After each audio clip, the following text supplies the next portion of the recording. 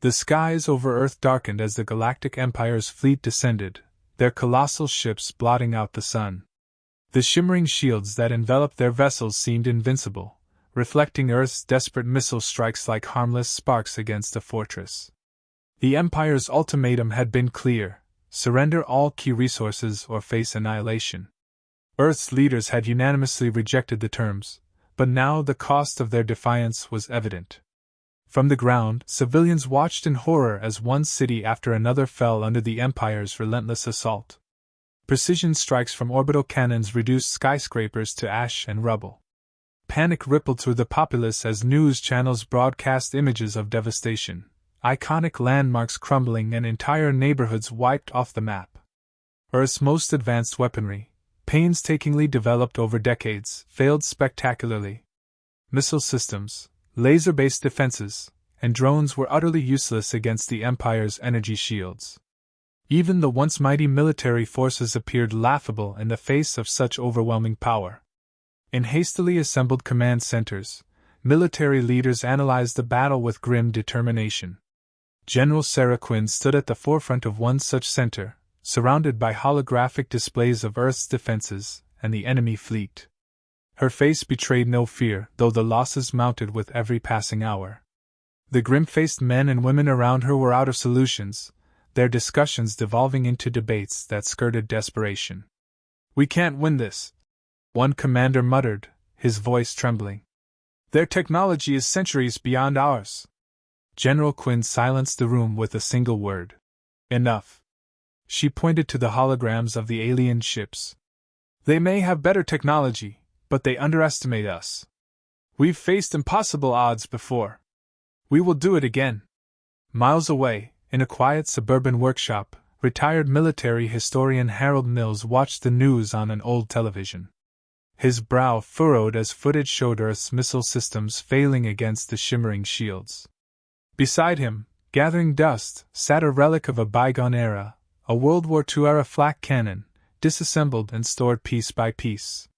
Mills leaned back in his chair, lost in thought. Could it work? The Empire's shields were designed to counter energy and advanced projectile systems, but they wouldn't have accounted for something so primitive. The idea took root quickly. Harold dug through his old schematics and manuals, poring over the mechanics of outdated weapons. By the next morning, he'd contacted an old military friend who still had connections. He explained his theory in detail, outlining how these forgotten weapons could exploit a loophole in the Empire's seemingly unbeatable defenses. The friend was skeptical but promised to make a few calls. Desperation had a way of opening minds. Back in the war room, General Quinn received the proposal with cautious interest. Her advisors laughed at the absurdity of it. "Flak cannons? We might as well throw rocks at them," one scoffed. But Quinn wasn't laughing. She'd read enough military history to know that unconventional solutions often succeeded where logic failed. "Get me Mills," she ordered. Mills arrived at the military base with blueprints and determination, explaining how kinetic shrapnel could overwhelm the shields. Unlike energy-based weapons, the flak cannons relied on brute force and explosive shells to create chaos. "Their shields were never built to handle this," he said, tapping a schematic of the alien vessels. "They're too advanced for their own good." Despite lingering doubts, Quinn gave the go-ahead to test Mills' theory. Engineers scoured decommissioned bases and military museums for usable weaponry. They found rusting anti-aircraft guns, forgotten in storage, and hauled them to secret locations for refurbishing. The soldiers tasked with the work were skeptical but committed. Each hour brought news of further devastation, spurring them to work faster. The world outside descended further into chaos. Civilians fled from cities under attack, seeking shelter in rural areas, while the media speculated about Earth's inevitable defeat. Rumors spread of desperate alliances being sought with other Galactic Union members, but no help had materialized. The Galactic Empire was simply too powerful, its reach too vast. Back at the base, the first refurbished cannon stood ready. Soldiers loaded its massive shells as technicians calibrated the targeting systems to compensate for its age. Mills stood nearby, watching with a mixture of pride and apprehension. General Quinn joined him, arms crossed. "If this doesn't work?" she asked quietly. Mills met her gaze, his voice steady. "Then we go down fighting." Word spread quickly about the unorthodox plan, and soon the first flak cannon was transported to a hidden position just outside a major city. The Empire's fleet hovered above, their ships glowing ominously in the twilight. Soldiers braced themselves for the next wave of attacks, their hands gripping weapons they knew were useless against the invaders. But now they had something new, a spark of hope. The cannon roared to life. Its thunderous boom echoed across the landscape as a volley of shells erupted into the sky, hurtling toward an approaching Empire vessel. Soldiers watched in tense silence, their eyes fixed on the alien ship. The shimmering shields absorbed the first few impacts, but the barrage didn't stop. Explosive fragments from the shells overwhelmed the shield's capacity, causing it to flicker and fail. The ship wobbled, its sleek surface scarred and smoking. Moments later, a fiery explosion ripped through its hull, and it spiraled downward, crashing into an empty field. For the first time since the invasion began, humanity had struck a decisive blow. Cheers erupted from the soldiers, their disbelief giving way to elation. Miles away, Harold Mills watched the live feed, a faint smile tugging at his lips. It wasn't just a victory, it was a message. The Galactic Empire's unbeatable technology wasn't so unbeatable after all. The once dismissed plan to revive Earth's forgotten arsenal took on a life of its own. Harold Mills, now working side by side with military engineers, dove headfirst into the monumental task of turning relics of a bygone era into Earth's best shot at survival. The first step was to locate enough functional flak cannons to make a difference. Calls went out to old military depots, museums, and scrapyards, while volunteers scoured forgotten corners of history. The team uncovered a surprising number of intact units buried in storage, some preserved better than expected, others rusted beyond recognition.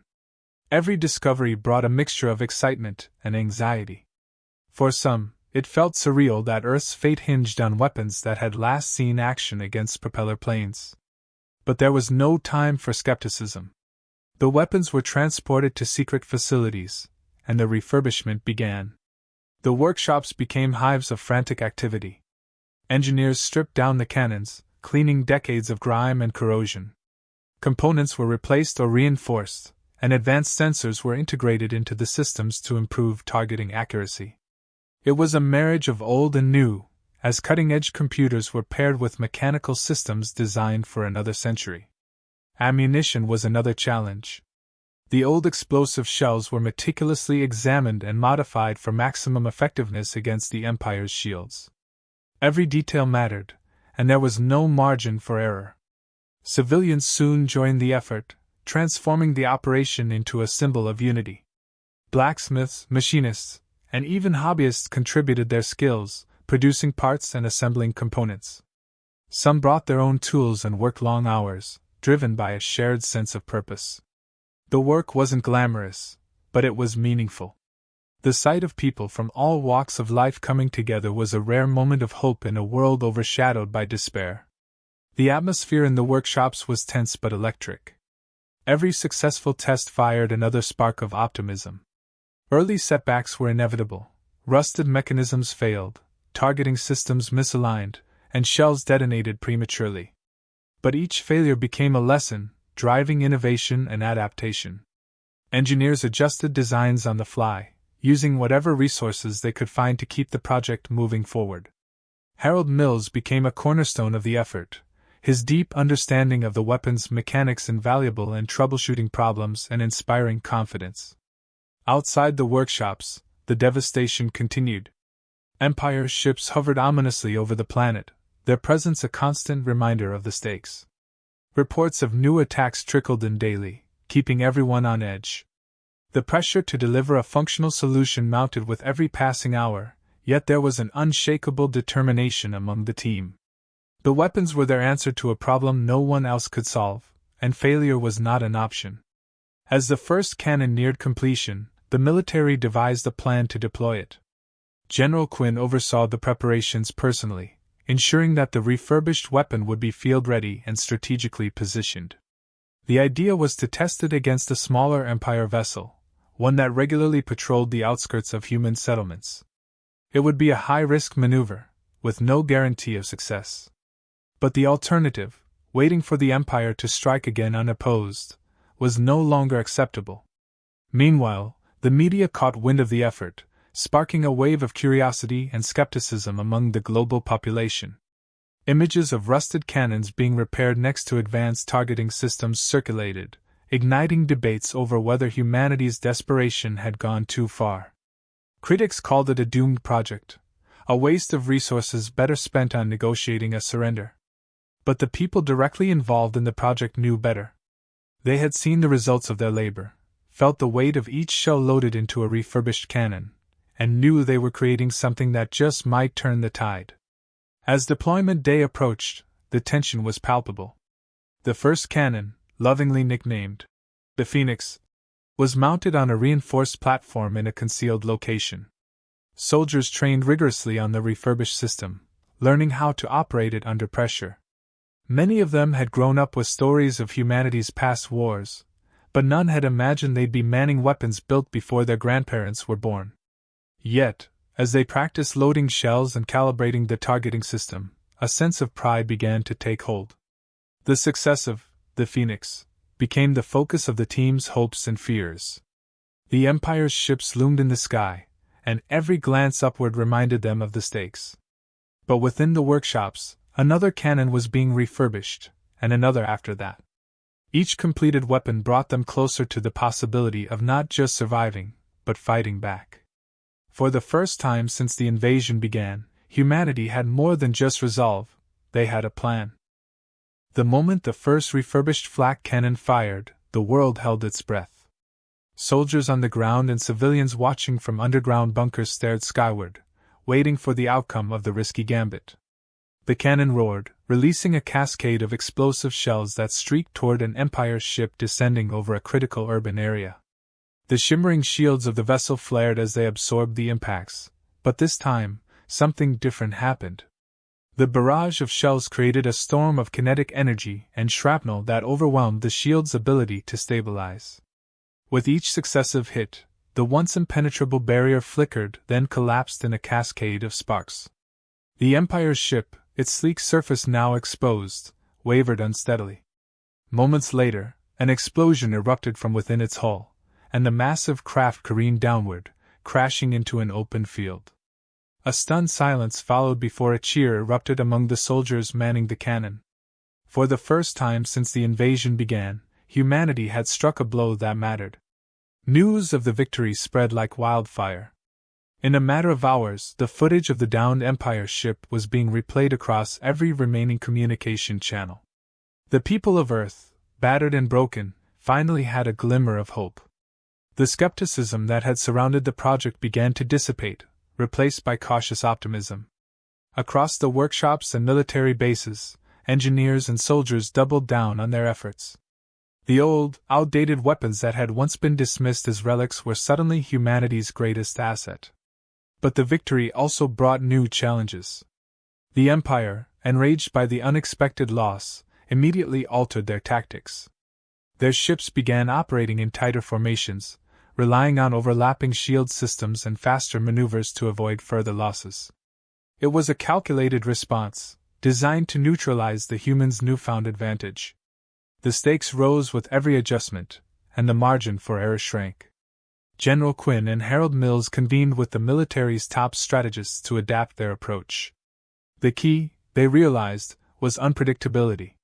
Humanity's advantage lay not in superior technology but in their ability to think creatively and exploit the Empire's rigidity.